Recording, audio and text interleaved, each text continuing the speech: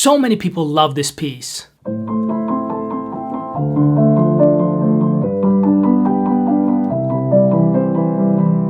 And for good reason. It's beautiful. And today I'm gonna give you 5 things you should focus on so you can learn the piece faster and play it much better. Let's get into it. The first 2 tips I'm going to give you are going to help you understand the piece better and learn it much faster. The first thing you want to focus on are the bass patterns in the left hand.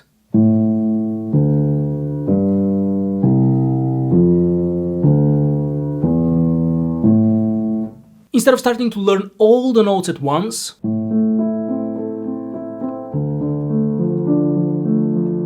I want you to focus on the bass only. The reason is that if you look at the whole piece, you'll find out that the bass pattern repeats throughout the whole piece. You get the sequence all the time. And so by remembering this sequence, you'll make it much easier for you to understand and remember what's going on in the piece. Number 2, we need to understand that there are 2 things going on in the right hand. The first is that we have 3 core foundational notes in the right hand that repeat all the time. And these notes are C, B, and A. If you look into the score, you will see them everywhere. Bars 3, 5, 7, 11, 13, 15. Now you might ask, but how is this important? It is extremely important because throughout the whole piece we have scales either going down or up from these 3 notes. Look at bars 3 and 4. A scale going down from C. Bars 5 and 6, a scale going down from B. Bars 7 and 8, a scale going down from A. Those are the scales going down. But like I said, we have also scales going up from these 3 notes C, B, and A. Bars 11 and 12, for example, going up from C. Bars 13 and 14 going up from B. And bars 15 and 16 going up from A. Once you remember and recognize these patterns, learning the piece becomes much easier because you know what's going on and what you're doing. So that was some analytical knowledge that is always good to have. In fact, if you learn to recognize patterns with all the pieces you play, you're gonna become much faster at learning new music. And now we are going to move on to the other 3 tips I promised. Number 3 is a trick that's gonna help you play left hand much better. Of course, you have to also practice left hand as it is, but I have another interesting way you can work on it. Instead of playing all the notes separately, you can group them together like this. The first 2 notes of each bar form an octave, and the rest of the notes of the bar form a chord like this. Then if you look at bar 4, you see the same. Octave, chord. Bar 5, octave, chord. And so I want you to practice a left hand like this.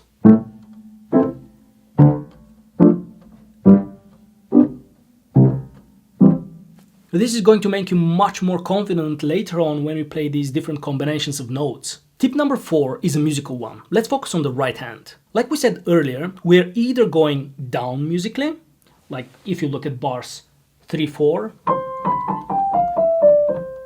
5 and 6, and 7 and 8. Those are the notes that move down.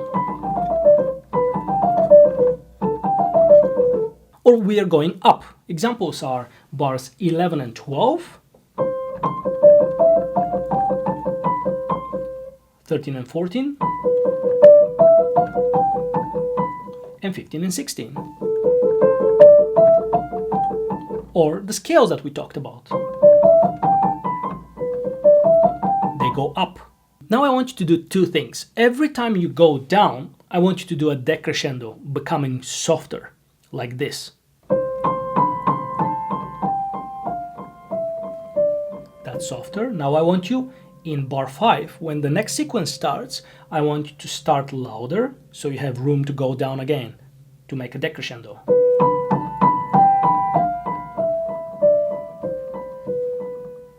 That's what you're going to do with the musical line when you're going down. When we go up, we're going to do the opposite, a crescendo, getting louder. Let's take bars 11 and 12 as an example. There we start softer.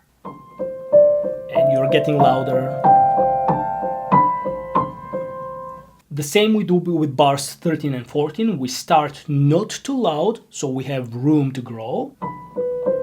With each note, you get louder. 15 and 16 the same. From softer,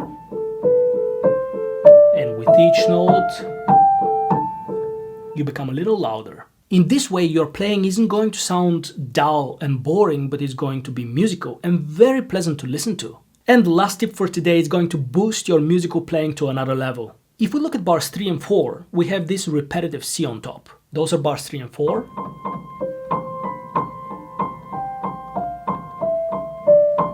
That's the repetitive C. That note becomes B in bars 5 and 6. And A in bars 7 and 8. If you've been paying attention, you'll notice that those are the exact same three notes from tip number 2, the notes C, B, and A. What I want you to do with these repetitive notes is to control them better and play them softly. You don't want them to sound as loud as the rest of the notes in those bars, like this.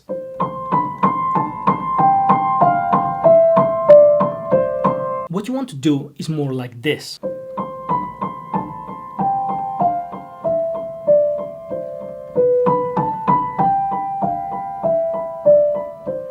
As you can hear, my repetitive note isn't too loud, which gives you space and room to listen to the other notes of the bar, which are anyway more important and more interesting. So these are the 5 things I want you to pay attention to when practicing this piece, and you will see big progress and a big difference in the way that you play the piece. If you have more questions or you want to check out our course, The Mistake Proof Pianist, you can do that down below. Thank you so much for being here and watching, and see you next time.